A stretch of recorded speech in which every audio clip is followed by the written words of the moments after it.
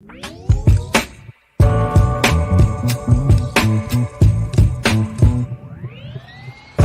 trying to give you something spooky to forget. I'm just trying to give you something. I'm just trying to give you something spooky to forget. I'm just trying to give you something.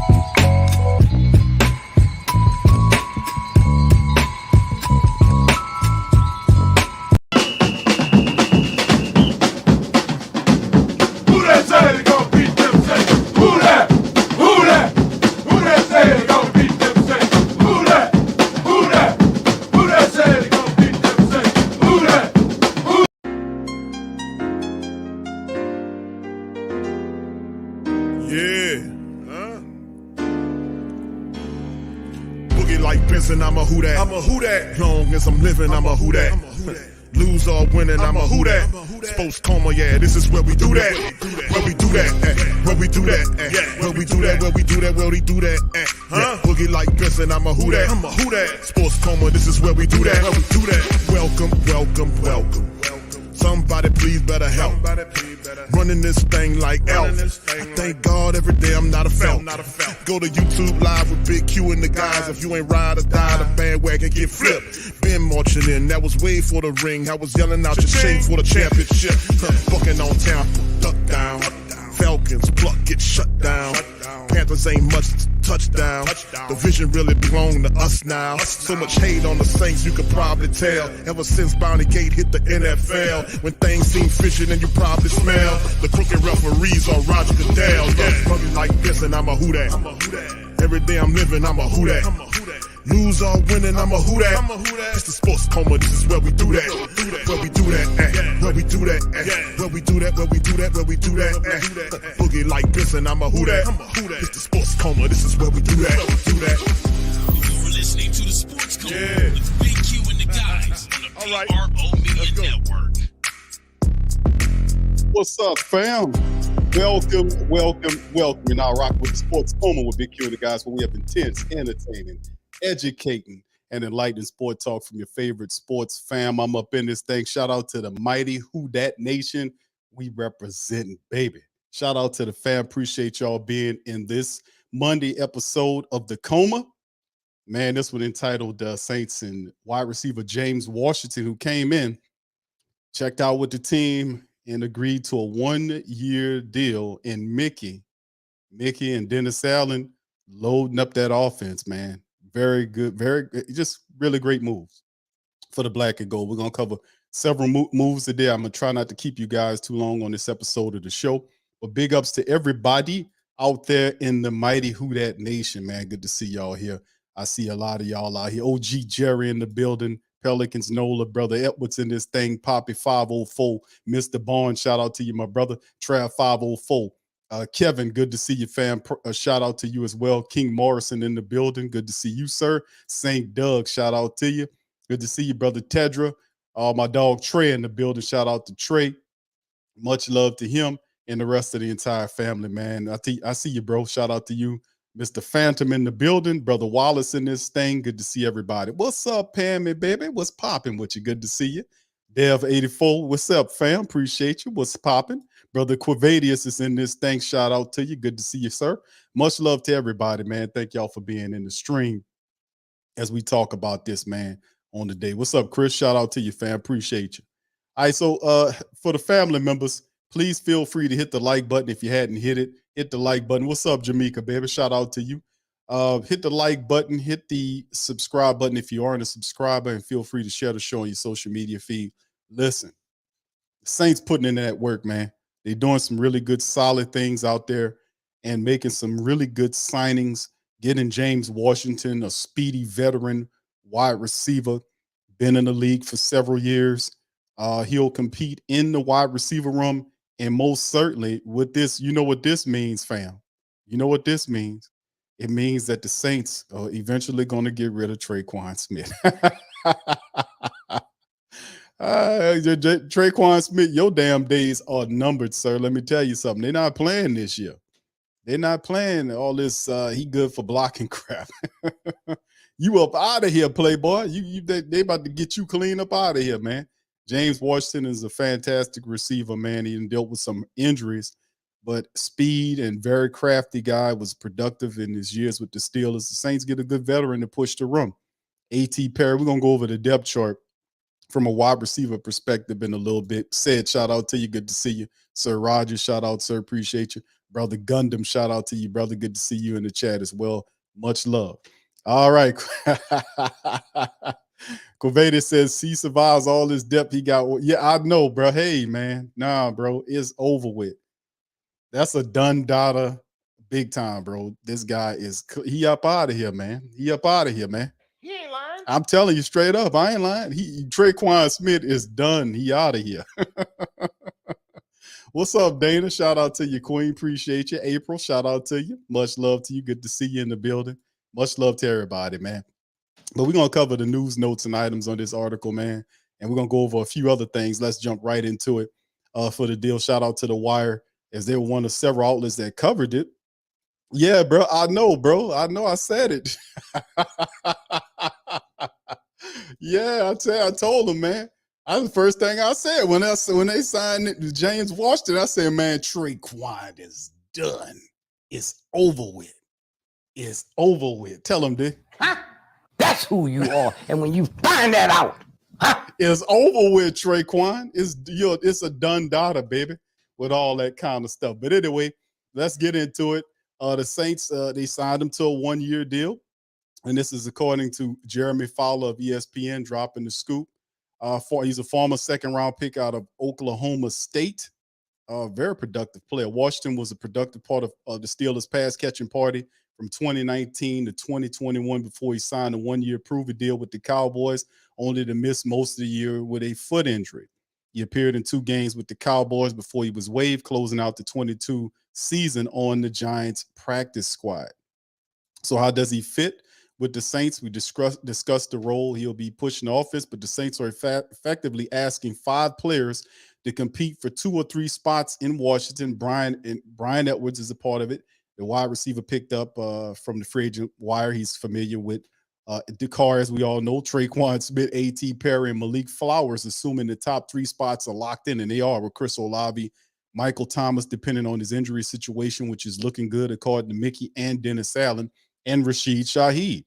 That's going to be an intense training camp competition, which is, you want all of that at every level, but good to see it at the wide receiver room. So we'll see who comes out at top with this one. So, man, it's going to be pretty good watching this. So like everybody else understands, man, what brother Washington does. Now, like I said, solid veteran wide receiver that comes in and should be able to help the Saints straight away. So anyway, he, like I said, man, has some good years, man. 27 years of age, man, and has some good production. So it's going to be interesting to see just how it all fits for the Saints. But these are some very good signings, very solid signing to get James Washington. And we talked about what other positions of need did the Saints need to go and address outside of looking for an interior defensive lineman to help out there. They're still weak in the interior defensive line, depending on what Tanu Passanio ends up playing. You know, they have him currently listed as an end, and perhaps he can be a guy that can slide inside and spend his time predominantly inside, you know, which is where I want to see him at, inside the defensive line, helping out there. But we still need another veteran to compete there, to be honest with you. So it's pretty cool seeing him, them signing Washington, and credit to Dennis Allen, credit to Mickey Loomis. These men also spoke up and said, man, we're not done yet. There's still a lot of time between now and training camp. And the Saints, they have a very good monetary situation. This James Washington deal is obviously a very cheap deal, very friendly to the Saints. The Saints still have to sign a couple of more draft picks. We know they'll get that done eventually, and then they'll kind of add a few more guys as the season goes on before training camp. We're looking at a guy. What's next, Q? How about linebacker? We need a veteran linebacker to compete at the linebacker room. How about a cheap contract to Quan Alexander on the prove it deal? That sounds good. I'm for it. I'm for a reunion of having Quan Alexander there. How about some more help at the interior defensive line? I'm for that too. Having more of a veteran approach, like they have the veteran Washington there. But how about having a veteran interior defensive lineman behind a guy like Tanu Passanio and the rest of those guys? How about some of that for some depth purposes? Now, we do have some guys there, but they're unproven young guys, and we don't know what they can do as of yet. You see, so it's only a matter of time before we see what's popping on that. Shout out to the fan. Appreciate y'all it being in the stream. Shout out to the brother Brian's Flat Power God. Shout out to you, brother. Richard says, shout out to you, bro. He says, good evening, Q. Another smart move. I guess they felt like they wanted a young, cheap version of Landry. Yeah, and good point there, brother Richard. Shout out to you, bro. This is true because that basically slams the door on Jarvis Landry, doesn't it? Now, barring injury, and knock on wood, we really need, like we don't really need Michael Thomas to. I ain't gonna say need. I would really like him to be healthy, but being that the Saints adjusted over the last several years of life without Michael Thomas, um, we've seen from him not simply being there, we've seen the development of a very good Chris Olave, and we've seen a player in Rashid Shaheed who really stepped in last year and really moved up in the depth chart to he's your third best wide receiver there. So this is smart decisions by the Saints to kind of add more depth. You can never go wrong because you got young players there, but why injury is a thing. This is how you kind of brace up against the injury situation by adding talented players. And like I said about James Washington, Washington is a guy that has a speed component. He can get down the field and he can catch the ball. Like they said, a former second-round draft pick. Injuries have been his problem, but the Saints see him more as a rotational guy to help out what we already have. So if we don't have to rush Mike in there, maybe we can kind of diligently work with Mike Thomas to get him in there and kind of walk him into that thing. You see what I'm saying? Not just throw him out there and that kind of stuff. So I don't know if they'll put the kid gloves on him because they can't really afford to put the kid gloves on him because he got a 1-year deal. They got to get the most out of him this year because his contract is up. And I'm talking about Michael Thomas, obviously, but at the end of the day, we'll just have to wait and see how they approach it. Chris, shout out to you, says Deion Jones. I don't know if Deion fits in a price range, bro. I love Deion Jones, former LSU dude. He got that defensive back speed. He can cover a lot of area, but the issue is, can they afford him? Because we looking at like the Saints, roughly, what is it? Maybe, 10 to $11 million, that they have around there, maybe a little, south of that. But you don't want it because his demands are, his last contract was like $8 million, $8 million. I don't know if the Saints, even if he cut it in half and say, okay, I'll give you a deal to come back home. Let me cut that thing in half for half the money. Are the Saints really going to spend $5 million on Deion Jones for a year? Or will it make sense for them to go after a guy that only costs $1 million something bucks and like a Quan Alexander who already knows your system? That's the only thing. I love Deion Jones. I just don't know from an economic standpoint if he will play for that amount of money. So I don't know. I just think the Quan thing works in so many ways, but you never know, bro. You never know. All right. Neville, shout out to you, brother. Good to see you in the chat. Shout out to you, brother Matt. Shout out to you, G Reese. Shout out to you. He says, Q, did we sign? Yeah, we got some more people. I'm gonna cover it in this thing as well. All right, so shout out to the rest of y'all. But yeah, this is good signing for us moving forward. So let's look at the rest of some of the other moves that the Saints signed. They did move and sign a few undrafted guys. They picked up this undrafted defensive back here, Mr. Adrian Fry.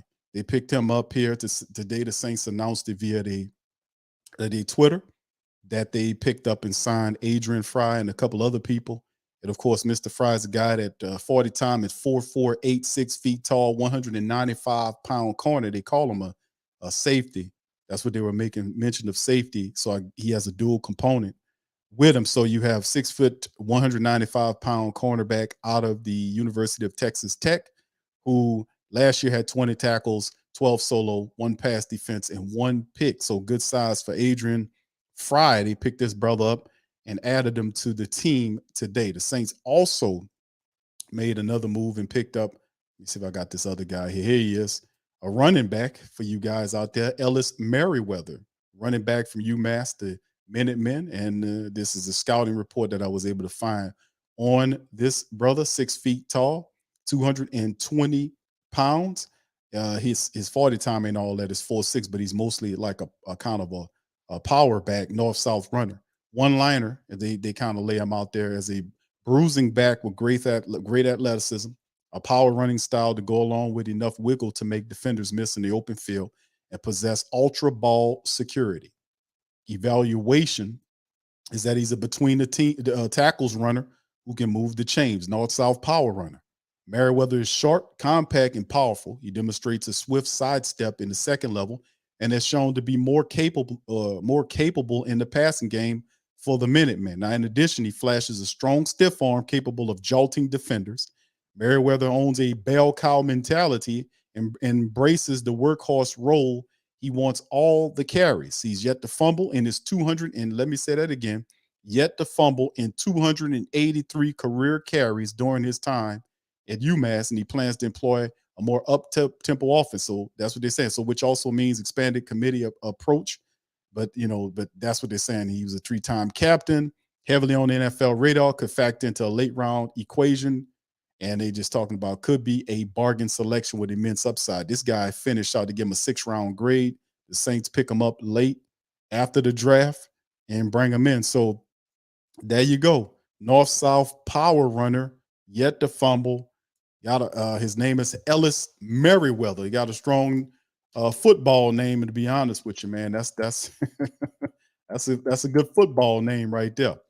But anyway, what do you guys think about that move, man? The Saints were able to kind of grab at and get a north-south power runner. We can use all the help that we can get when it come down to doing things like that. So the Saints make a move. They get a couple of people there. Ellis Merriweather, the power back. They also get Mr. Adrian Fry, the defensive back with duality. He plays safety or cornerback for you as well. Now, also, the Saints add a defensive tackle to the fold. From the XFL, the New Orleans add defensive line depth by pulling from an XFL playoff team. So XFL is pretty much a farm league organization for the NFL. A lot of these new leagues that's out right now, they really don't want to come into competition with the NFL because kind of the predecessors understand those come with very disastrous results. So it's smart for some of these leagues to play when the NFL isn't playing, and also to act as a farm league with the NFL. And that's what the XFL was doing. But what was really smart at one point, just to drop game on both these leagues, they were actually in talks to combine their leagues, which would have made a lot of sense, but it fell apart at the last minute. So to have the XFL and the USFL to combine their leagues into a massive summer league, that would have been really entertaining to see. That would have been really entertaining to see. But it fell apart at the last. Hopefully they can revisit that, man, because that'd have been a tremendous thing to see both those leagues operate as the ultimate summer league, because that's what it's going to take to be to competing at that level. But anyway, let's get into the story.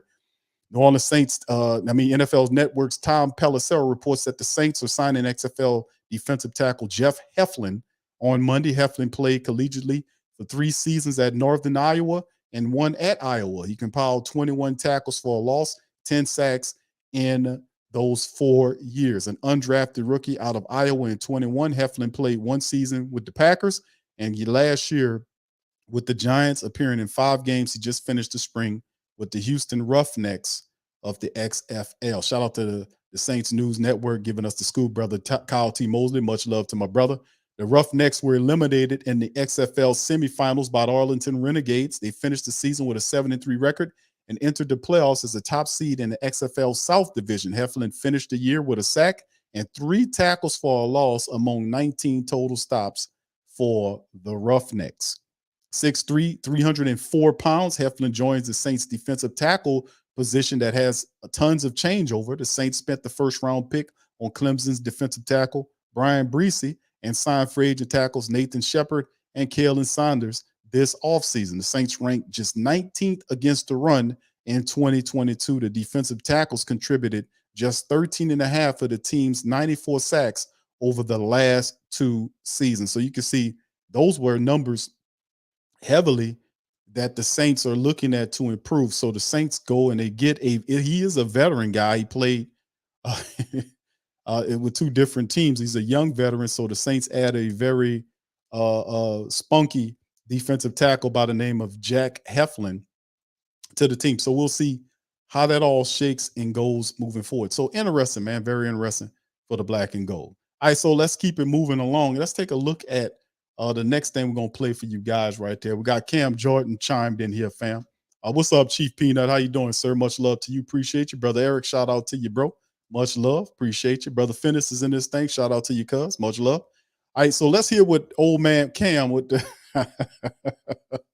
let's hear what old killer Cam got to say, man. Y'all put one in the chat if you can hear Cam as he was talking about what happened today, and he talked about longevity and the Saints' upcoming season. Here we go. Yeah, I met what is it, Brzee and Fauski last week before I dipped off to do some USFL analyst work, and then I came back, caught practice yesterday right after Mother's Day. Did a Mother's Day brunch. Took my son to go run with me at the facility and was like, "Oh, practice is here, might as well pop in." Said what's up to the guys, and then yeah, we finished Mother's Day off strong, went to movies and chilled out. But I can't wait to get in building and really get pads on, and that's when you start the molding process in my book. Coaches, they're going to start talking to them the moment they get in the locker room. I could care less what we do without pads. I'm here for how we act with pads on. Crosby said that coming here is what he wanted because he wanted to learn from you. I mean, what does that say when you hear somebody say something like Been that? here a long time. The ingredients are starting to be a proven method. But no, I mean that's huge just because you love to catch a young guy who is hungry for the game. And talking to Justin Tuck, connecting me to young Fauski over there. I think we've got a guy who wants to learn, wants to play and do things the right way, and we're gonna see where this goes in the next year. I love, I told him early on, look, this first year we're gonna see, we're gonna throw some stuff up the wall, see what sticks. That second year is when you really see the mold happen. How much longer do you want to play? Forever. Now, realistically, I don't know if forever works, but like we all have to get old sometime, and I'm sure one day I'll check the tank and be like, it's about that time. I've gone through scenarios in my head, what happens, what doesn't happen. I said I check in with my body at year 10. Year 10 felt great. Now at year 13, the next check-in is year 15. So, going ahead into my last year of the contract, which I just probably discussed earlier. Whatever happens, happens. I love that I'm a part of Who Dat Nation. I've been here for going on 13 years, and I don't see myself ever leaving. How long do we play? We'll see. As long as the love still burns strong. So you want an extension? Doesn't everybody? My wife wants a bigger ring. Like we all have things that we want. We'll see if we can get them. How has your offseason been? I know you went to Spain. It's been a whirlwind. At least for those of us that follow you on social media, it seems like it's been kind of a pretty spectacular whirlwind. Carnival in Brazil with the wife, with Marv Jones, a couple guys from there. It's a great experience. 2 days later, we pack the kids up. We head off to Spain, a month in Madrid, 3 weeks in Barcelona, a week in Bilbao. Check out San Sebastian and Victoria, and then we go to Sevilla. Finished her birthday over at Ibiza. We did some things. Came back on a Wednesday, worked out on a Thursday, left for the Kentucky Derby on a Friday.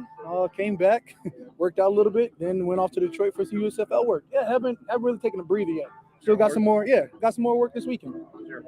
Damn, No, I'm none of my horses. traveling, My bro. parlay horses didn't win. My just show places didn't win. My hey, could you come in a place didn't win. I did no right over there, but I enjoyed it. We looked the part, just like today. Looked the part.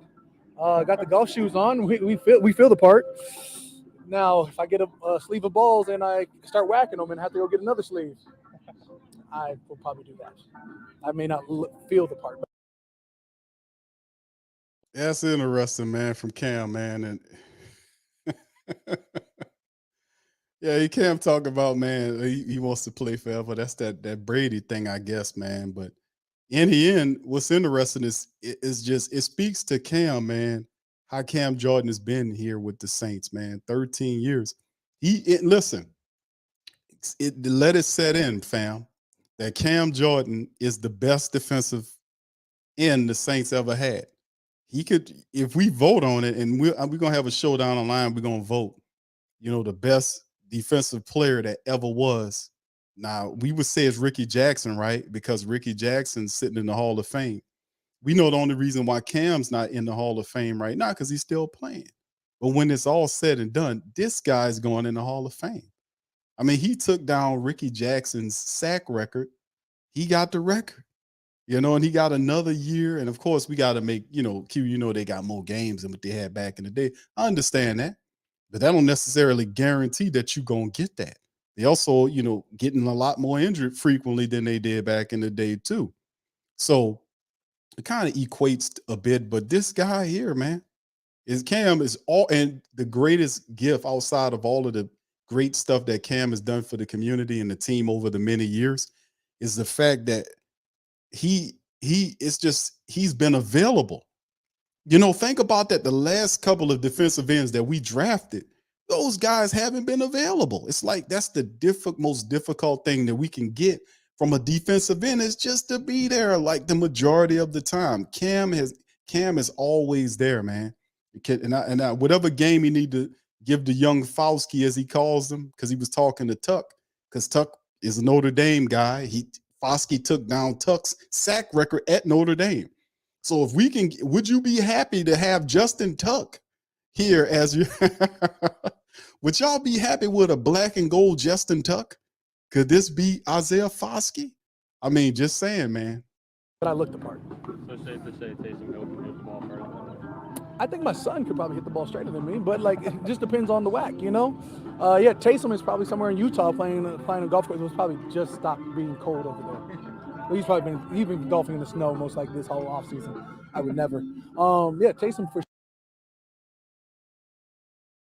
I don't know, fam. You saying people saying Swilling's the best? I don't know, bro. Swilling was phenomenal. Ricky Jackson, to me, is maybe that's a question I need to throw up in the chat. Hold on, let me put that up. Give me a second, fam. Give me just a second. Let me go ahead on and put this up here because I need to know. I got to know. Let me put this question up to the family members. Hold on here. Let me see if I can run this poll right quick. Let me put this poll up here. And the question is, wait just a second. I got to know, man.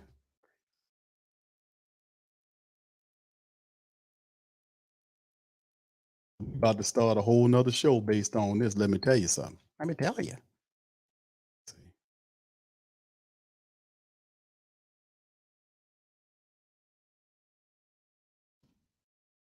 All right.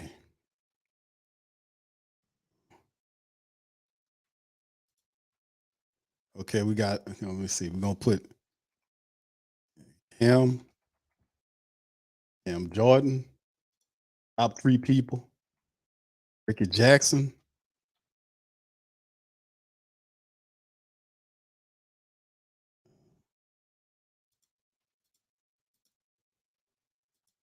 I got to be some. Hold on. Let me see if I can add a third player. It's got to be between Ricky Jackson and it's got to be between Ricky. Pat is good, but it's got to be, to me, between Ricky Jackson and Cam Jordan, right? Let me ask y'all that. Let me just throw that up there.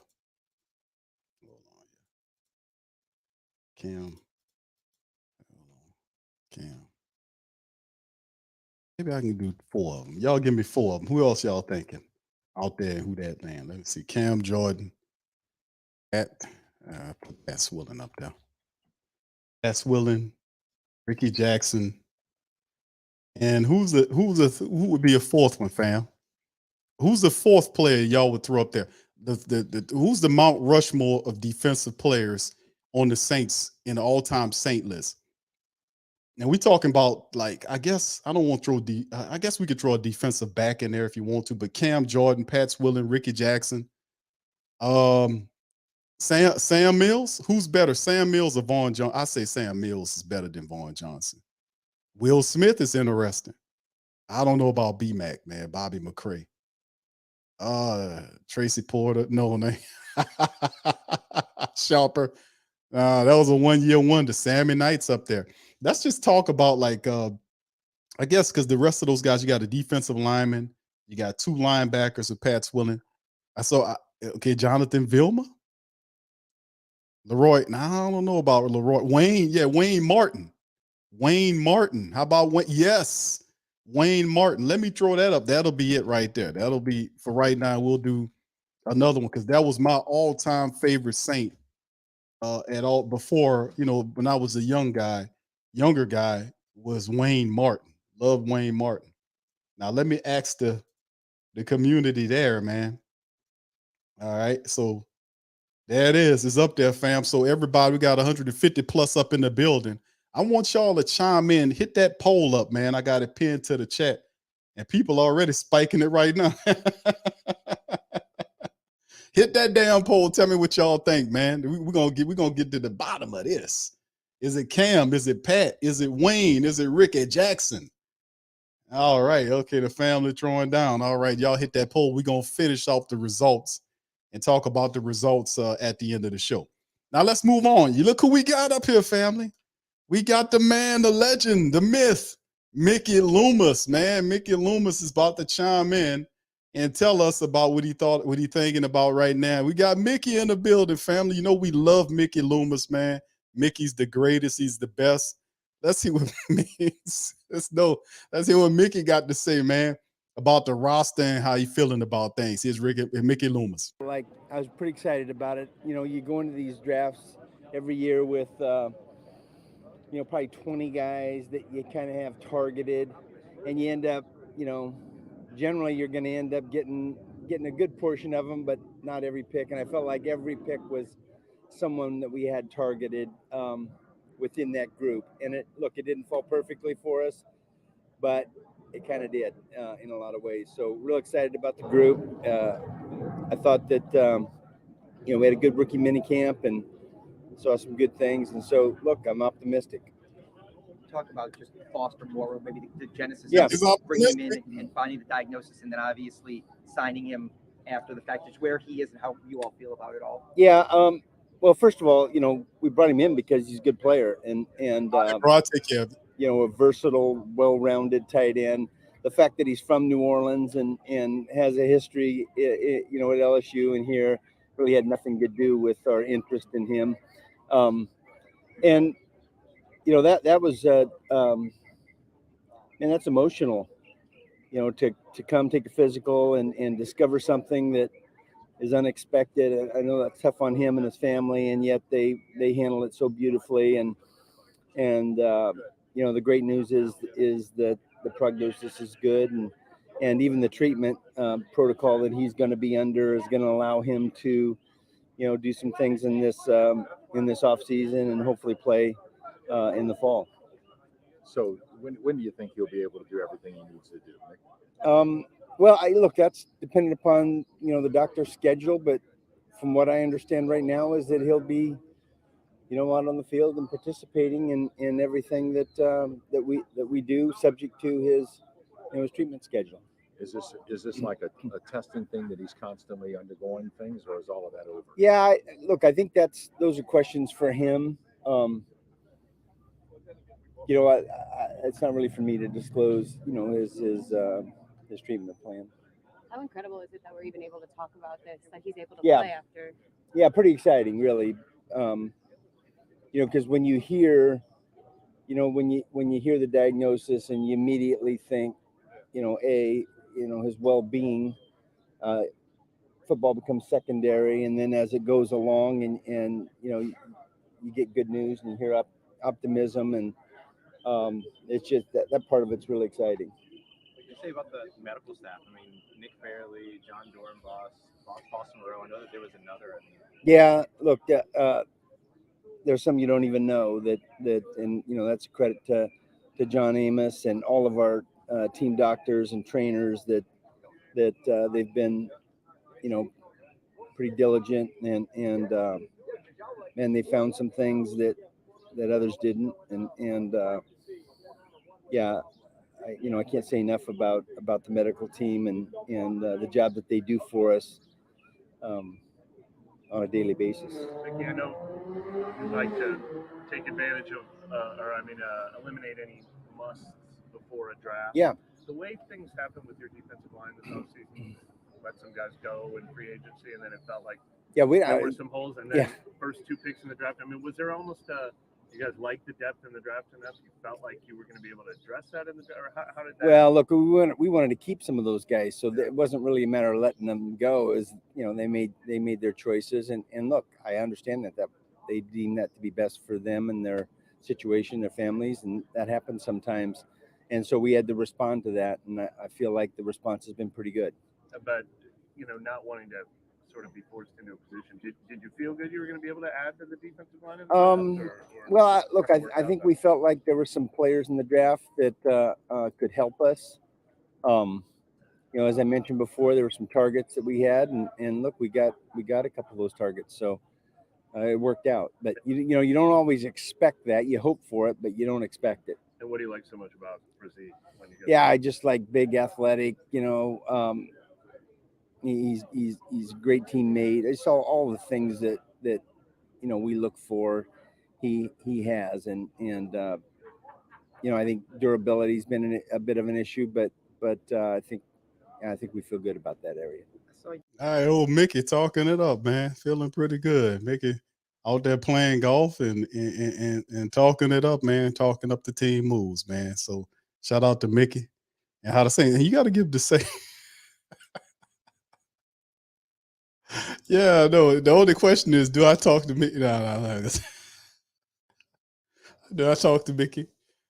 Talk back to Mickey like Mickey? No, I think that'd be a little too much there. Yeah. What's up, Carl? Just shout out, bro. Yeah. All right, let's finish up listening to old Mickey, man. Here we go. Walked up with Garrett Hartley. This event kind of lets you see people you haven't Yeah. seen in a long time. I guess one, how was your golf game? And then two, do you like this because of the people you get to see? Yeah, my golf game's stellar. I just miss Sean being here because it's usually a quick 100 that I can get from him. Yeah, look, I love this event because of just exactly what you said. It's not really the golf. It's just getting to see people that you haven't seen for a while and check in on them. And that's the best part about it. How confident are you in Todd Grantham's ability to mesh this defensive line with Yeah. rookies and veterans? Real confident. I mean, Todd's a fantastic football coach, and we've known Todd for a long, long time, and actually had some opportunities in the past that we thought he was going to be on our staff, and it didn't quite work out. But yeah, he's fantastic. Did you get to see anything out of him in the rookie camp? Yeah, already? absolutely. We saw him. I saw him at work, and it's as good as we expected. You think that you made like a significant leap forward in the offseason? Well, I don't know that. We go in the off season with this list of things that we want to get accomplished, and I felt like we accomplished the majority of them. And then it's wait and see. It's like these drafts. Look, you can feel good about your draft. You see all these draft grades, but let's just be honest. The draft is success or failure is just based upon the performance of the players, and so Indeed, we got to put them in a position to be successful, and I think our coaches will do that, and it's true too. we'll do that, and we'll see how it turns out. How about Michael Thomas, if I could ask you about him? Yeah. Do you feel like he's going to? Yeah. What I know, maybe 2019 might be a high bar to jump, but do you think he can be that 80, 90, 100 catch Oh guy yeah, again? absolutely he can be. Yeah, absolutely he can be. Just got to get him healthy, and he's worked so hard at that over the last 2 or 3 years, and look, the results haven't been as good as what we had all hoped, but it's not because of a lack of effort or desire. Right, and that's the thing with Mickey Loomis, man. We talk about with Mickey is the fact that he feels pretty good about the team, man. And we always listening to Mickey over the many years of him talking about how and breaking down the team. But Mickey is feeling really confident about the Saints this season. And listen, to be honest with you, and I keep saying this, like, and a lot of people they can feel, good about their team, So, but the thing is, like I keep saying, and I'm not trying to throw water on anybody's squad. The Saints, just letting everybody know that the Saints are ready to win right now. They got a veteran quarterback. The guy been in the league 10 years. A lot of people keep squelching down on Carr and saying Carr's a middle of the pack guy, that he ain't gonna do nothing for the Saints. I'm saying to you, no, that's not true. That is not true. And I keep telling people, don't look at the fact, look at the stats. And I got something I'm gonna be showing on Patreon for the family members, our YouTube membership, and our Patreon champions. I got something I'm gonna be representing on the TSC Q&A live tomorrow when I'm gonna be dropping some science about the statistics of Carr and where he is. And people need to start sprinkling some respect on his name for real. For real. The guy has some good accomplishments in 10 years of being here in the NFL. So you have a guy like that on your team, leadership and ability to get down the field, open up everything, man. That's what we were lacking last year. So we're not asking him to do something that he's not comfortable with. See, that's the thing that we got to get to. A lot of us are already there, but it's what the Saints offense couldn't do last year and what the guy naturally does over his career is what the Saints offense need. It's like a hand to glove fit.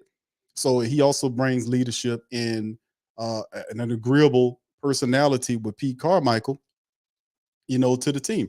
Now you look at the gun, they say, but gunslinger mentality. I mean, you might have a gunslinger mentality, but it don't show up in the statistics of what he's doing. Like every season, he's always way ahead of his touchdowns versus interceptions, even in his rookie year and in his second year, during the sophomore year, when you're expecting him to slump a bit. No. So I mean, he's been steady over time. I think a lot of times people get Derek Carr and David Carr mixed up. They start disrespecting the young brother because of the older brother, and you can't do that, man. You cannot do that. You can't do it. But anyway, let's finish up with Mickey, man. 2019 might be a high bar to jump, but do you think he can be that 80, 90, 100 catch Oh guy yeah, again? absolutely he can be. Yeah, absolutely he can be. We just got to get him healthy, and, Shout out to my he's, brother. he's worked so hard at that over the last 2 or 3 years, and look, the results haven't been as good as what we had all hoped, but it's not because of a lack of effort or desire by him, that's for sure. Dennis mentioned he had hardware removed from his foot recently. I mean, that was the protocol from his surgery from last November. Yeah, I think everything's pretty much according to plan so far, and I feel very, very positive about it. Yeah, and that's Dennis Allen co-signed that. So there is no communication breakdown there. Like they're both on the same page as far as Michael Thomas. Dennis Allen did mention he told Rich Eisen, that he had the hardware to come up off his foot, of his leg, all this kind of stuff. And Mickey said it's not because of anything he's doing. He's working his tail off to get himself in shape. And listen, just ask the Atlanta Falcons and my brother Big Low, man. Just ask my brother Big Low, man, about Michael Thomas in that game last year. And the majority of that is in the second half of the game. That's the all-time greatest, and it just the bees all knees when it comes down to the rivalry between the Falcons and the Saints. It's like what Michael Thomas did to the Falcons in that game was just astronomical. It was just ridiculous. But it's the Saints have him on a 1-year deal, and they want to get him in there. So if we play this right, we'll have enough depth where we can be able to utilize him, where we don't have to, heavily rely upon him to kind of step pyramid him back up into that thing. You know what I'm saying? Shout out to my brother Low. Says much love to you, Big Q, and the rest of the Saints family. Shout out to my brother. Thank you for the super chat. Dun, dun, dun, dun. That's a Superman chat. So shout out to my brother Low. Yeah, there you go. There you go, Lou. He got up for them. But see, even if you get I'm just saying that the guy's so dominant, he's not been playing football the last couple of years. So he got an itch to scratch. He got the dude is super uber competitive. So he got to show everybody that he could still compete. Now, a lot of people man, it's been several years now since you did what you did. We thinking you you'll kind of move past that mark, but not in his head. And that's how champions think. Champions and great players never think until they can't do it no more that they can't do it anymore, right? Very few of them have the discipline to step away from the game at their peak, and just say, I got nothing left to give. I done show what I can do, I'm up out of here. The great Muhammad Ali didn't do it. He went way past when he was supposed to do it.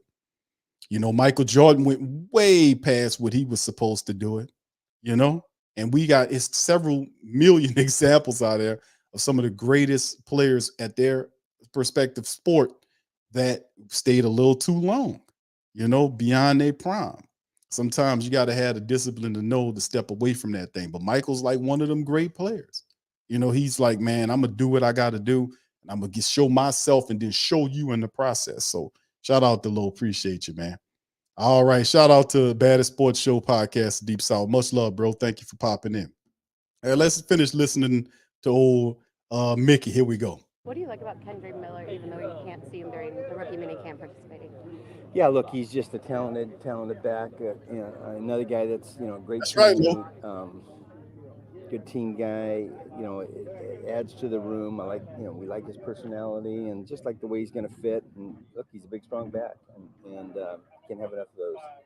Was it a priority to get another young developmental quarterback in the system, or Jake Keener himself stood out? Yeah, I think for us it's twofold.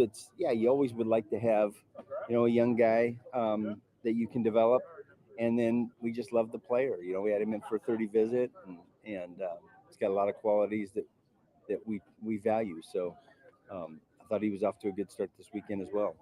A.T. Perry himself mentioned that there was some character stuff that kind of forced his tumble down the board. Obviously, stuff that y'all feel pretty comfortable about. What did you like about him? Yeah, look, he's big, strong, guy that uses his body well, very productive. Yeah, Mickey Mickey loves. He talks about A.T. Perry. He talks about other players, and that's the thing when you talk about a guy like A.T. Perry, and he did say that character issues is why A.T. Perry, who originally a lot of people thought was a third or fourth round wide receiver, slid all the way down to where they had him at it, and the Saints was able to grab at him in the 6th round. And listen, I don't want to heap this on him, but could this be, oh man, that's such a lofty thing to say about A.T. Perry. Could it be a Marcus Colston? And we know Colston went in the 7th round, almost close to Mr. Irrelevant. But could A.T. Perry, who was looked at as a 3rd or 4th round wide receiver, could he be, could he be,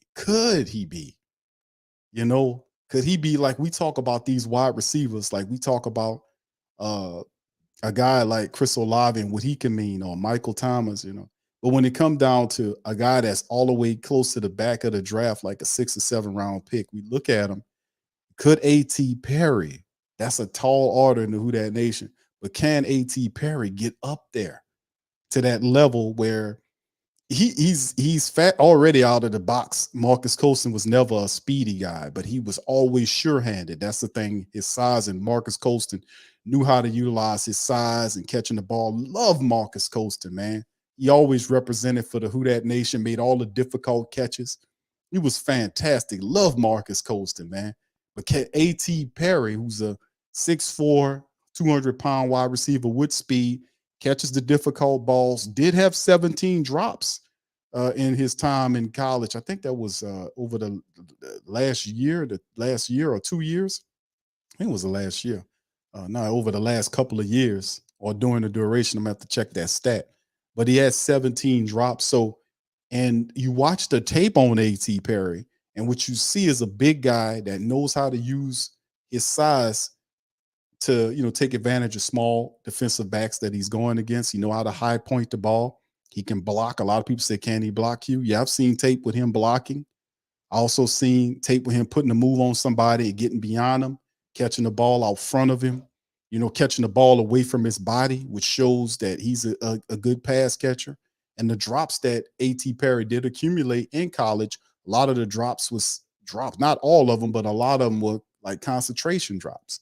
Like he would throw him the ball and he trying to run without the ball. We've seen that before, trying to move before you've gotten the ball, secured the ball. So, it's interesting, but we'll see how it all looks. Let's finish up with Mickey, man. Very productive. All right, hold on here. Mickey. He's big, strong, you know, guy that uses his body well, very productive. And so, you know, I don't know that we had any real concerns about, you know, makeup and character. Yeah, so I think we were really pleased to get him where we got him, that's for sure. Okay. Thank you very much. Good. Thank you, guys. Shout out to Mickey, man. Appreciate Have it. a good day. I think that Sean Payton $100 bite's gonna I know pop that. up somewhere. That's gonna Yeah. happen. Shout out to Mickey, man, as Mickey gets in the win there. Shout out to Mickey. Happy today, man. But listen, shout out to Mickey and everything the Saints brass have done up to this point in terms of the offseason. Like a lot of big moves the Saints have done insofar as helping the team improve. Like I'm really, really happy about these moves. Now, once again, I'm a tough cookie, a grader and a guy that then gave you an opportunity to show what you can do. Now it's up to the Saints, in particular, Dennis Allen, the head coach of the team, to march this team. And we still have some time before the start of training camp where the Saints will add extra pieces or extra players to this roster. But when you look at the free agent moves the Saints have made, and you couple that with the draft and the undrafted area, and then what they've done at this point, the signing of James Washington today, you look at the Saints and saying, man, they're trying to, what they're attempting to do, we know that the defense has a lot of turnover that's going on. And we talked about this before, the new defensive line coach, we got a new coordinator. And I talked about this on TSC Q&A, our Patreon special. For those who are not members, please sign up, fam. We got very affordable membership. We do film study on there. I do reaction streams. All that's on there. It's loaded. Was loading. I'll be loading more stuff on there. So if I'm not on here, I'm on there. But what's really interesting about this, the dynamic of what Dennis Allen is doing, and I'm going to point it out, and it's very obvious, but there's a difference between what we seen last year defensive staff versus this year. We know these are Dennis's guys, and the other guys were Sean Payton's guys. That's not what I'm alluding to. Even though that's going to play a factor in how loosely and how comfortable you see Dennis Allen is, because he feels comfortable that he has his guys on the defense, guys that he's worked with, guys that he's given an opportunity with, guys who believe in him and what he's doing from a defensive standpoint. But last year, we didn't have a defensive coordinator. We didn't. We did not have a defensive coordinator. What we had was two people that were co-coordinators, but there was no actual person that was a coordinator. And that is going to be big to Dennis Allen. Think about it. Last year, you had Ryan Nielsen and you had Coach Chris Richard, the secondary coach, and the defensive line coach that were put together. They just made up and said we can't decide who the coordinator is going to be. It's a tie. Y'all both win. That's pretty much what happened last year.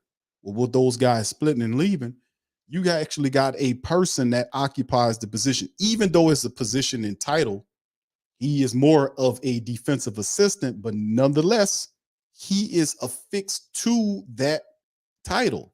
And it's not somebody that you took from somewhere else and put there to make a position. You get what I'm saying? Like you have, using last year's model, you had Ryan Nielsen, who's the defensive line coach. Well, you have Ty Grantham there. All Ty Grantham do is he's going to coach the defensive line.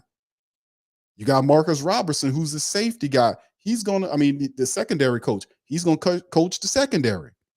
And you got Joe Woods, who was the former defensive coordinator for the Browns last year, who's now called the defensive coordinator. What is he going to do? He's going to assist Dennis Allen, who will be calling the plays on the defense. So he basically has a defensive assistant. It's an extra person, which means that you don't have to pull from both groups to make them, make them do something together that a one person could do. So what I'm saying is Dennis Allen was trying to be a defensive coordinator last year and get the defense together, call all the plays, and he had some interjection from guys. But how much interjection from guys you gonna get when they got to coach their position groups? You see what I'm saying? Joe Woods will act as an overseer for his entire staff and then oversee them and then report to Dennis Allen. You see what I'm saying? And then act as a defensive assistant to help Dennis Allen. What I'm saying is you got to help there now. So he don't have to do all that himself. You see what I'm saying? So all these other guys can focus on what they do best, coach the defensive line, coach the secondary, and Joe Woods will be the guy that's next to Dennis Allen, helping him out with the defense, just like Pete Carmichael is getting help from Coach Curry, who is the passing game coordinator. Big difference. Big difference from last year. Now, would it make a difference? We'll see. We've yet to see, but that's one of the things that I recognize, like, okay, maybe that's why he's feeling good about himself, because he don't have to take over or take on the defense by himself. He got somebody who, and listen, if you don't know Coach Woods, man, feel free to do some research on Coach Woods and listen to his break. It's plenty of tape online, videos on YouTube, and other places where you can go and actually listen to him break down stuff. You know, he can actually go in there and break the game down. You know what I'm saying? He can. And then what's really awesome about Coach Woods, he's really good at explaining the game. He's really patient in his approach. You can tell that he knows what he's talking about. Very educated, has a good vocabulary to know how to talk to people. I've seen different videos with him coaching people and talking to them in different ways, not coaching everybody the same, but talking to them in different ways. So he's a very smart dude. So, you know, having him next to Dennis Allen, and Dennis Allen could use all the help he can get. Dennis Allen can use all the help he can get, man. So I like Joe Woods, man. Based on what I was looking, it's the same research I did when I went and looked up Cody Burns. I'm like, what kind of dude this is? Let me go, and I started watching his training footage of Cody Burns, who's the current wide receiver coach for the Saints. You know, and Cody Burns, like, man, I like this dude, man. He's, you know, and then later on, it came out from interviews from players like Jarvis Landry at the time that was giving a lot of praise to Cody Burns, you know, giving him a lot of respect. And I was like, I knew he was going to fit in because I was watching his style and on his video and how he was talking to people. I was like, this dude going to fit in really well. It's the same thing with Joe Woods. Joe Woods is a really smart dude. And to have him with Dennis Allen even though they're calling him the coordinator, he's more like, in my approach, I think he's more of an assistant, because Dennis Allen is still a dude that's going to be the defensive coordinator running the thing. But, you know, Joe would operate with him to help him get it together. And if you got that going on, that's a supreme help. That's something extra that should be able to take the pressure off of him and put another perspective on the defense to help out there. So I like it. I like it. I think it's a smart move having Joe Woods there and his intelligence level next to Dennis Allen with the defense. So I can dig that. All right. So anyway, fam, let's dig into this depth chart right here and take a look at it. And this is our Saints unofficial depth chart as it stands, family. This is what it is currently, right? You can see all the fantastic talent that we've added here in our wide receiver room, looking really deep. Chris Olave, Michael Thomas, Rashid Shaheed, A.T. Perry is there. You see there. You see Keith Kirkwood and Traquan Smith. It's going to be tough sledding, man.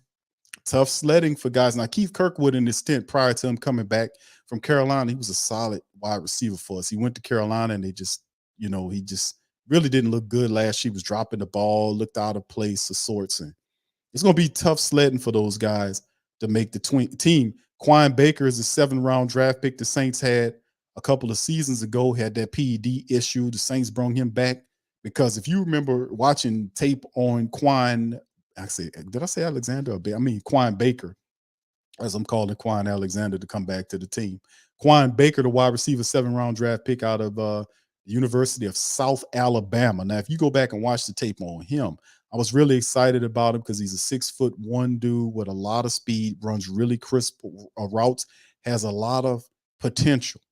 So, you know, he's going to have his work to do. Kirk Merritt is another one of our undrafted gems. He could play wide receiver or running back for you, even help out in the kick return game. If you need a kick return guy, I would kind of say a guy, even though we're looking at, a player further down on the list to be a guy that you look at. But if you want to make the team and you're a guy this far back, probably you're going to have to try to play special teams here and do, multiple things for the Saints offense. So learn how to be the running back and play wide receiver, and even help in the return game could be something that kind of, ingratiate yourself to the team.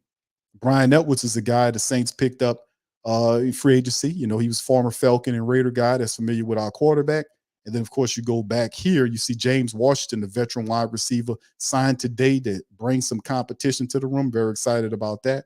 And two really phenomenal undrafted guys with all the potential in the world, and Malik Flowers, who is a return specialist. The Saints done did it again. They done found another dude to kind of step in there and make things pop for him, you know? He ain't lying. And then you look at Shaq Davis. Shaq Davis is another dude that is just a massive human. He's 6'5", 200 something odd pounds, 40 speed. Shaq Davis is going to be the guy that a lot of people are paying attention to when the time comes. How far does Shaq Davis make it up the list? He has size, he has speed. Can he make it work? Can he make it work? And that's who I'm going to be paying attention to. Really so, fam. I'm really excited about several of these players undrafted. You look at the offensive line. We talked about last year, we needed help in the offensive line behind them because we were dealing with a lot of injuries, man. A lot of Trevor Penning, Andrews Pete, McCoy. You know, these guys, a lot of these guys missed times, you know, with injuries. So the Saints had Kelvin Throckmorton, who really didn't play that well. They brought him back on the deal. And so the Saints was like, you know what, let's step our game up here because they had Kelvin Throckmorton. Landon Young wasn't really showing them anything. James Hurst is our swing guy. I love James Hurst, more inside than outside, but love what he brings to the team. The Saints drafted Nick Saldiveri and brought him in here, said they're going to play him at guard. Love that move. Storm Norton was a quiet signing. The Saints happy he could play either tackle position, the big veteran out of San Diego from the Chargers. And they have done a really solid job of adding Nick Saldiveri and Storm Norton to the team. And plus, you look at other guys they've brought, like Mark Evans out of Arkansas Pine Bluff. He's another guy. That's another one of the undrafted guys we watching out for. Like, I'm going to put a show together, and we're going to talk about some of the diamonds that we watching out for that could have a potential to climb up and make this team. And I believe he's one of those guys. Then you move on to the tight end room and talk about the tight ends. And the Saints, that was one of the positions that a lot of family members felt like, hey, Q, we need to do something there. Well, listen, I say family, there's something about Foster Moreau because he's hanging around and we haven't heard nothing from him. Then wham, bam, thank you, ma'am. Foster Moreau is on the team now. The Saints gave him a deal. So you have him there. He's more of a balanced tight end, very, you know, he's a young veteran tight end, familiar with the quarterback in his days with the Raiders. We still have Juwan Johnson there, who's just phenomenal. Taysom Hill is in the room. We have one of the most complex and versatile tight end groups in the NFL. Let me tell you something, straight up. Then we have some good talent too, like Lucas Krull is a guy. How far does Lucas Krull, the former Pittsburgh Panther, undrafted free agent we picked up last year, how far does he climb into the tight end room? Can he make it make a push on to the team? You know, so Lucas Krull is something else too. And then, of course, the quarterback position goes without saying. Derek Carr does what the Saints offense need to win. He really does get the ball downfield very well and give them leadership, you know, and that's another fantastic thing that, you know, he doesn't have to do too much. I think our quarterbacks are probably, you know, some of the best in the game. You got a solid Jameis Winston who's going to be healthy playing behind Carr if injury occurs or if he struggles. You know, you got Jameis sitting there and Jake Hayner, who's a guy that just is a prospect quarterback that has potential. Liked how you look in his first rookie minicamp, but it's still a lot of time to kind of evaluate them. And then the running back position, what can I tell you? Elvin Kamara facing his Las Vegas stuff, and this is probably will go down as one of the best signings of the Saints season. We talk about Jamal Williams. I can't overemphasize the signing of Jamal Williams. I can't overemphasize the signing of Jamal Williams onto the team, fam. That was a major signing, and even though we kind of had a busy off season, and we're really not kind of focusing because there's a lot going on. But when it's over, the season is over, Jamal Williams will be a big part of the success for the Saints. You added him with Kamara, and that is a phenomenal tandem. You don't understand how good, or maybe a lot of the Whodats understand how good that Kamara and Jamal Williams could be together. And then until Jamal, and we'll see what Elvin Kamara makes it through. But this guy had 17 touchdowns last year, led the NFL, and he's your second running back? Are you kidding me? He does it all. Everything. He does catch out the backfield, block for you if you need him to block. Run, he does it all. He does it all. The Detroit Lions wasn't supposed to let this guy go. This dude is at the top of his game, and I don't even know if we've seen the very best of him. He's still got a lot to go. So you get Alvin Kamara and Jamal Williams together, and then couple that with the third-round pick, Kendre Miller out of TCU, who had 1,600 yards rushing with what? How many touchdowns he had? Didn't he have 17 touchdowns last year too? Man, let me tell you something. The Saints running back room, three-headed monster running back room, man, listen. Dennis Allen said that he wanted to run the ball. My goodness, he wasn't lying. Was he lying? Was he lying? Wrong button. He ain't lying. There you go.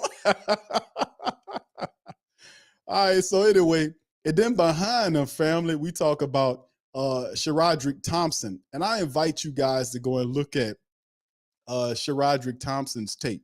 You won't talk, and we just did the scouting report on Ellis Merriweather, right? We did that. Man, I'm gonna do some film work on both these new guys the Saints picked up on a Patreon channel. But Sharadrick Thompson Jr., let me tell you something. This guy, you got to watch the tape. You've got to watch the tape on Sharadrick Thompson. The guy, oh my goodness. When the Saints get undrafted running backs, y'all know in the Who Dat Nation, y'all got to stand up and take notice of our undrafted running backs, because the Saints always seem to find these guys. And you can see it's a template of what Dennis Allen is doing, because, you look at Alvin Kamara, everybody is not Alvin Kamara, but you see Jamal Williams does the speed and power game. Kendre Miller has speed and power, but mostly these are power guys that run very powerfully, use stiff arms, whatnot, and power game. Sharadrick Thompson's another dude, not just straight power, but this dude has a little wiggle to him. But these are strong, bullish, north-south runners that if something happened and we need these guys to move into the fold, they will move in. So you can look at guys like Dwayne Washington. You can look at guys like Traquan Smith and all these guys that have been on the team for a while. And we had Dwayne Washington as the third running back for years, and he could barely touch the field because the Saints didn't believe in him as a running back. That shit's over with, man. That's a done data. So the only thing else that I'm looking for the Saints to do is bring in competition for the fullback, Adam Prentice. Could we get a fullback? Because I know Prentice was more of a guy for Sean Payton's system. Could we find a more versatile fullback, or do we have somebody that can come in and challenge Prentice for that fullback position? Is that possible? Or perhaps, we'll see. But anyway, going over to the defense, we know what we got on the defensive side. We talk about the defense all the time. Saints defense got a lot of turnover, coaching staff and players. So that's why I was saying the onus will be on the Saints to take care of business from an offensive standpoint, because the defense, a lot is going on there. So it's got to be the offense. So that's why you see a lot of the resources going to the offense. The offense they have to get on code again. They've got to get back to where they were insofar as being a top 10, top 15 unit. They've got to get back there. They've got to get back there, because I don't think our defense will be the unit that leads us with all this turnover. I mean, how could they? You got 3 new starters on the defensive line. We have to figure that thing out. The interior defensive line still needs rotational guys, and you can see right here, you see all the additions of Saunders, Shepard, Breesy, added the re-signing of Malcolm Roach, and then you hear the signing of all these undrafted interior defensive linemen. We don't know what these guys are going to do. Perhaps one of these guys could be the new Shy Tuttle. We don't know. But Jack Heflin was added. We got Prince Emili, who's been here, and then Jaron Cage, the Ohio State defensive tackle. We don't know exactly what these guys are going to bring, but perhaps Tanu Passanyo's in the mix as an interior defensive tackle. Maybe not. Hopefully he is more defensive tackle than end. But the Saints have a lot of ends: Granderson, Peyton Turner, Isaiah Foskey. Do they add somebody else? I still say if I'm the Saints, I need a veteran defensive tackle, a nose tackle. We need a veteran nose tackle. You get you a big veteran nose tackle, and you can put them in that mix, and see how it goes, man. A veteran nose tackle, we can use that. We can use, and I talked about a guy that replaces Caden Ellis. Could it be Quan Alexander? Do anybody out there believe in Zach Bowen? Do anybody believe in Zach Bowen? Could Zach Bowen become Caden Ellis? Could we have a Caden Ellis type year with Mr. Zach Bowen? Do anybody believe in that? Or is there any Zach Bowen believers out there? I know that Zach Bowen's been here for a long time and he didn't give you a lot to believe in, but are there any people out there that got something positive to say about Zach Bowen? Could y'all let me know? Let me know. Let me know. Because outside of Demario Davis and an often-ended Pete Werner, you might see Zach Bowen unless the Saints address the linebacker position. Outside of him, we got a lot of guys, special teams linebacker Andrew Dow, who played pretty decently for us, and then he kind of teetered off.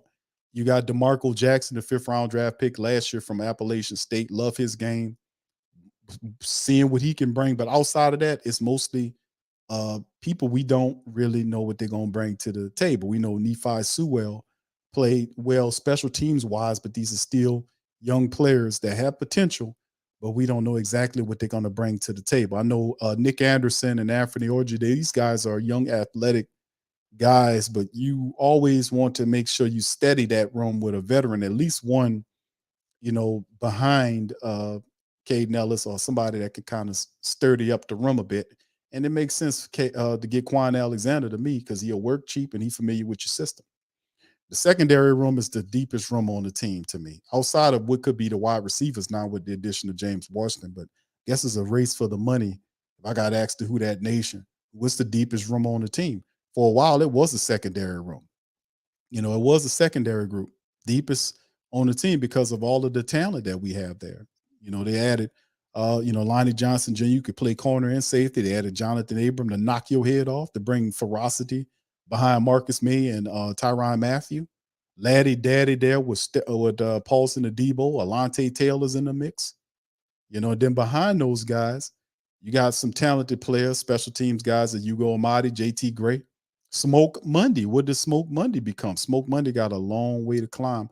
And the Saints added Adrian Fry as a special teams guy with Troy Pride there. So they have a very deep room.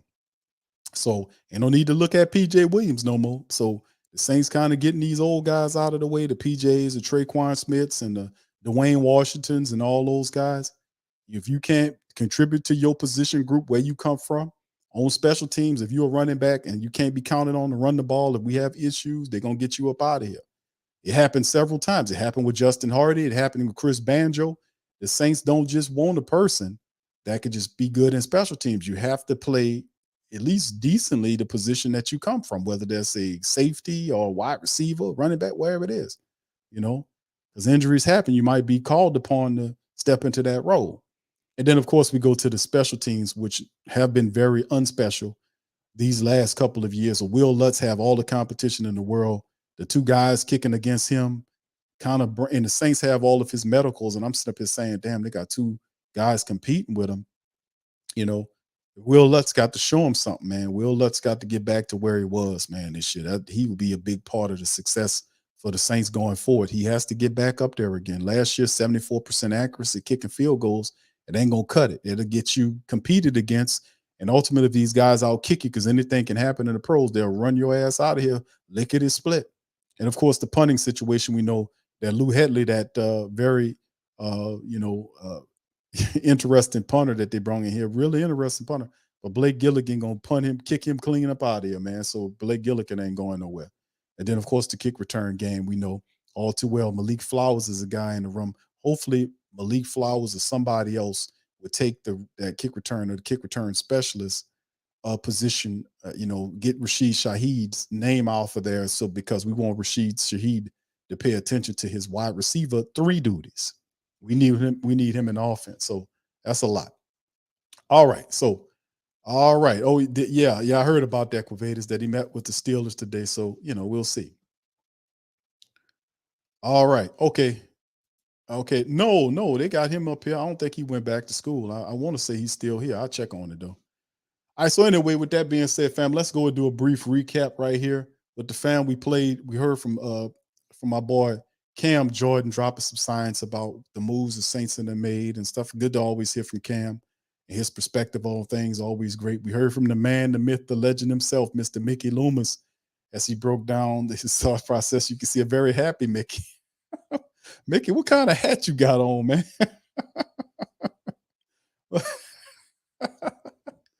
All right, hold on now. I'll tell you something. Don't talk about my hat now. You're going too far now.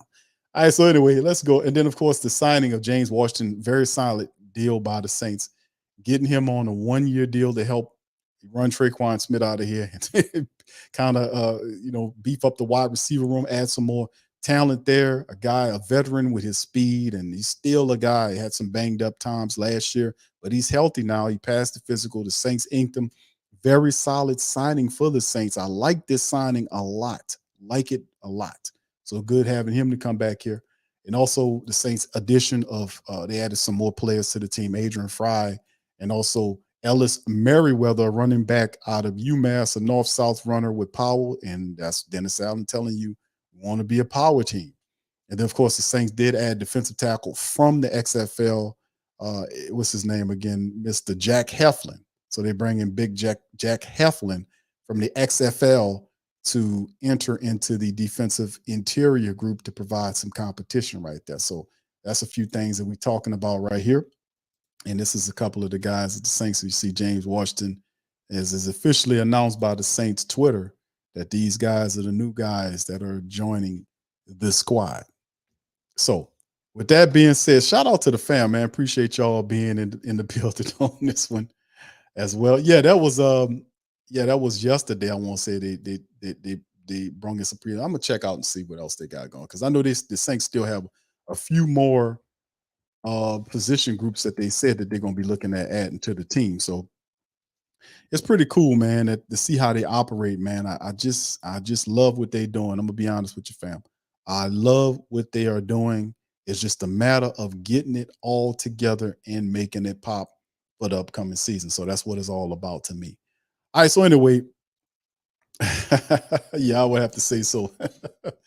But anyway, let's go over let's talk about the poll right here, family. So we had 122 votes. If you didn't have an opportunity yet to vote on the poll, feel free to do so right now. I'm about to close the poll, and about at 7:35. So you have my time, Central Time. You have an opportunity to vote right now. It's a 2-man race. The poll is, who is the greatest Saints defensive player of all time? Now, I got 4 people up there because that's about as many I could put in there. But it's Cam Jordan, Pat Swilling, Wayne Martin, and Ricky Jackson, the Hall of Famer. Right now, it's a 2-man race right now between Cam and Ricky Jackson right now. So I'm about to close the poll. I'm going to give about a minute left for some of the family members who haven't voted. If you want to chime in on that poll, feel free to vote on it, and I'm gonna close it at 7:35. But that's a interesting one right there to see, exactly who you guys think it would be.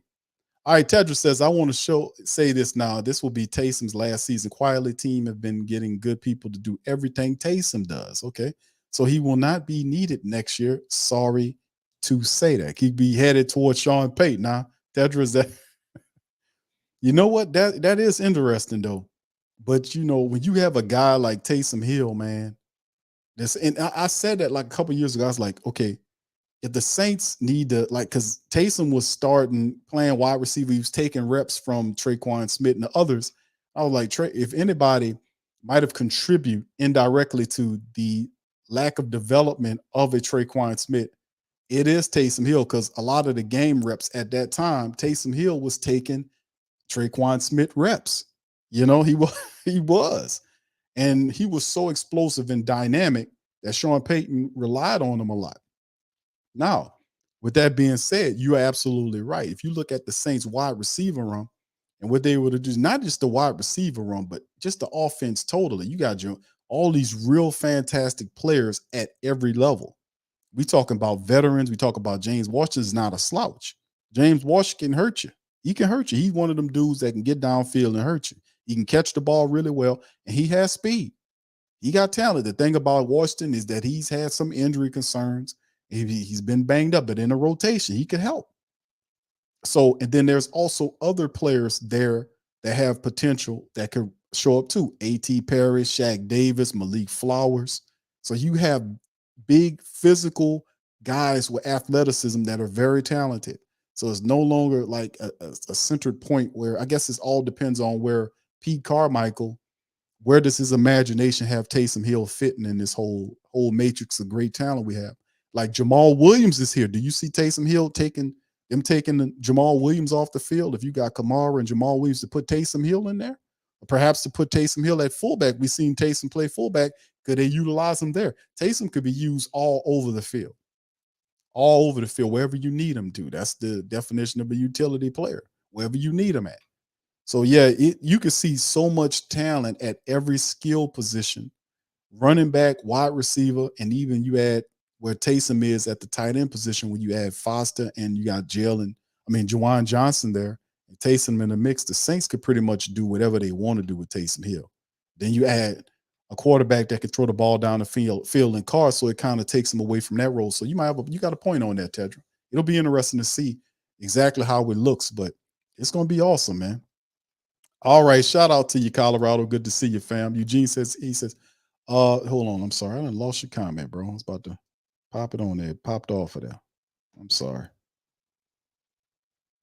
All right. Dre says, I hate when freaking passion when my dirty birds play Taysom. Oh, yeah, he kills the Hey, Dre, yeah, Taysom kills though. Remember the year, families, a couple years ago. It was the same year the Denver Broncos quarterbacks all was sick and they had to go in with the running back. Y'all remember that? It was in a 3-game stretch that Taysom Hill was out. Well, what was it? They played the Falcons one game, then they played Denver, then they went back to it played the Falcons again. And Taysom killed the Falcons that year. He always kills the Falcons. They have great difficulty stopping Taysom Hill, man. Taysom gets up to play them Falcons, let me tell you, man. He gets up to play them Falcons. All right, so anyway, let me go back to the poll right here, fam. We're going in the poll and see where it is, and let's see where let's see where the poll. Hold on here. All right, so the who's the greatest Saints defensive player of all time? The poll is over with. They had 140 plus votes, and Cam Jordan wins the poll 45% to Ricky Jackson's 44%. So there you go. The Who Dat Nation has spoken. Cam won the poll 45% out of 44%. Very close, man. Very close. But like I said, people will say Ricky Jackson now, but factor in the fact that Cam then took Ricky's sack record. He owns the Saints sack record. He took it down. He said, well, Ricky Jackson, he won a Super Bowl, so did Cam. Ricky had to go to San Francisco to get one. Cam got one here. So you got Cam got a Super Bowl, Ricky got one, Cam got one. Cam has Ricky's sack record, and many of his statistics is Cam's. The only thing Ricky has over Cam is he's a Hall of Famer. You don't think when Cam's time is over with, he won't become a Hall of Famer? Cam's going to that hall, bro. And I ain't talking about the Saints Hall of Fame. I'm talking about the big Hall of Fame, the one in Canton. He going to that hall, bro. Ain't no doubt about it. So Cam won 45% to 44%. How about that, fam?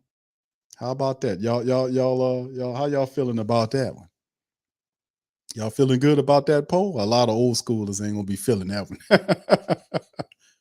A lot of my old school family members ain't gonna be feeling that. Ain't gonna be feeling that.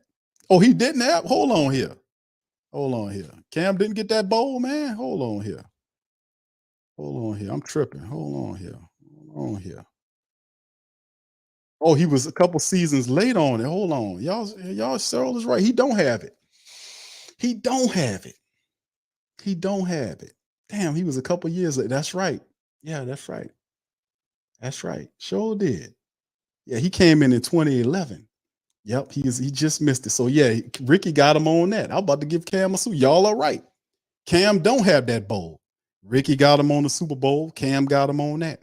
But still, with that still being said, I stand corrected. Thank you, Tragic Sir. I stand corrected.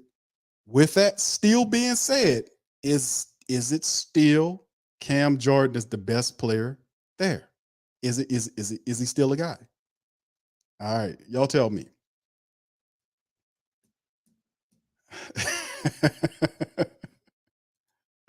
Yeah, I'm tripping while I'm sitting down. Damn, Darrell, bro, why you got to talk like that, bro? You know, I stand corrected, my brother. I stand corrected. I'm tripping while I'm sitting down. Damn, brother. All right.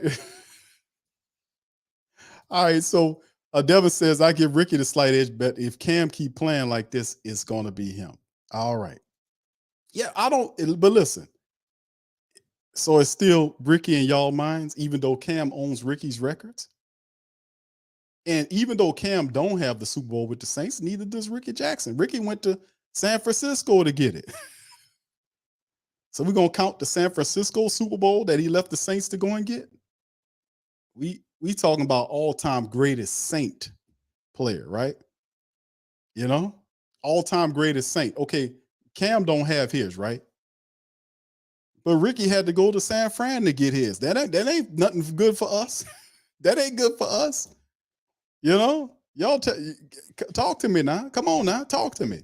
He had to go to San Francisco to get that Super Bowl. Saints ain't won't play him by. They ain't won't pay him, by the way. He wanted to stay. Saints ain't won't pay him. 49ers put together a Super Bowl team that was Eddie DeBarlo and Carmen Policy put that team together. They basically bought a Super Bowl that year. They had a Hall of Fame All-Star Pro Bowl level team out there. I mean, they had everybody on that damn team. Ricky was on Ricky Jackson, and who else they had on there? Tim McDonald. That was wasn't that with Merton Hanks and Deion Sanders, and they had everybody on that team, man. They basically bought a Super Bowl that year. That year when Ricky Jackson went out there with them. They had everybody on that damn team. But even though he goes out there, you still gonna say it's Ricky Jackson? Cam got all the Ricky records. He took down the biggest record, which was the sack record. And even though Cam don't have a Super Bowl, this Ricky don't have one for the Saints. He got that for the Niners. So can we still count his 49ers Super Bowl as a Saint? This is the greatest Saint of all time. Do we count his 49ers stats for the Saints? I don't think so. I don't know. It's a close one, but anytime a guy take another guy's records down, like what Cam did, I mean, I don't know. A lot of my old school peoples is gonna be like, nah, Q, we're gonna have to rock with. We can't rock with him. Ricky's Pelicans Nola, shout out to you. Rick Jackson put more quotes. You might be right on that. Yeah, you might have something on that. If we count that, you know what? All right. Or was he ultimate in causing fumbles? Okay. Does that still keep him ahead of him though? I don't know. Y'all tell me. You know? How many y'all that's a great question though, man. That's a good question. Maybe we do like a side by side of those two great players, man. You know, we're gonna have to kind of add because, like I said, he took his stuff down. He got all of his stuff, man. He took all of Ricky Jackson stuff down, man. You know, so I don't know, man. We got to approach that at another time. All right, Devin says he says LT really likes some of the hype on Ricky because he was a real deal. Also off the white stuff like LT. Yeah, LT. Yeah, you want to talk about too, man. Lawrence Taylor, man. Lawrence Taylor and Ricky Jackson. That was our guy. That was our Lawrence Taylor, Ricky Jackson. That was our Lawrence Taylor. Ricky Jackson. He just didn't get all of the press that LT got, obviously, because LT was playing for the Giants. The Giants won a couple of Super Bowls there. They won a Super Bowl with LT, got them there, and they were in the media capital of the country. So yeah, that says a lot, man. All right, brother Donovan, what's up, bro? Says, who remember when Ricky got in the car accident and played? Yeah, he played with his mouth shut. He had that. He put that Darth Vader face mask on. You couldn't see nothing but his eyes, and his whole face was covered. And even when he healed up, he kept running. I remember that. Oh yeah, Uncle Paulie, there he is. I knew he was around here somewhere. Yeah, Eugene says Ricky was all-time leading forced fumbles when he retired. LT was second all time, so that's a good one on LT. Paul says Charles Mann, Ken Norton, Alfred Williams, was one of the 94. Yeah, team great one season. They bought that Super Bowl, bro. They bought the hell out of that Super Bowl that year. That was a hell of a team, man, and they just ran over people. All right, Tragic saying this, Swilling was actually a defense. He was indeed. But like the poll says, bro, I had Swilling up there. I had Swilling up there on the poll, man. I had him on the poll. And only 9% of the people voted for him. Who's the greatest defensive players of all time for the Saints? The greatest defensive player of all time. I put 4 people up there: Cam, Ricky, Pat, and Wayne Martin. Right? I put Pat up there. And Pat Swilling got 9% of the vote. Wayne Martin got 0 of the vote, and you can understand that it'd be between Cam and Ricky. So at the end of the day, it is what it is, right? At the end of the day, it is what it is. All right. So anyway, with that being said, we're going to hold that for another debate, man, because that's a great question, man, to get everybody's minds working about who's the greatest Saint defensive player of all time. You kind of look at the offense. We kind of know who the greatest offensive player of all time is. It's kind of, we already know what that one is, but the defensive player of all time, with Cam catching all this and doing all this extra stuff and still playing, he can add to what he's doing here. So yeah, I still see Cam Jordan he's up there, man. Anytime you could put Ricky Jackson and Cam Jordan together in great light, that's a whole nother level. But that's something we're gonna have to go over at another show. So with that being said, I'm gonna get out on that. Listen, I appreciate all of you guys for spending time with me today on the stream. I shall return tomorrow on our Patreon special. We'll cover some more news notes. We'll break down some film on some people. We'll have some reaction videos and all that type of stuff that'll be going up tomorrow as well. So if you're a person that likes what we're doing here at the Sports Coma, please feel free to join our YouTube membership or go to patreon.com/the Pro Media Network. Links in the description section below, and sign up for all that extra stuff that we're doing over there at Patreon that we can't do over here because of the obvious reasons. So it helps us stream. It helps us to keep going strong. Also, feel free to support the content creators at www.protv1one.com. It's set up by the Pro Media Network.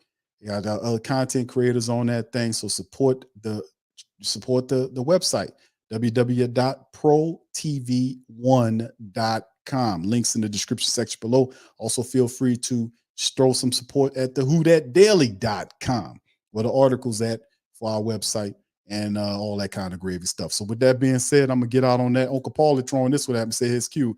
Hey Q, if Will Smith had lived, he says it would be Ricky Jackson, Will Smith, Cam Jordan, Pat Swilling, Sam Mills, and Leroy Glover. That would be the greatest.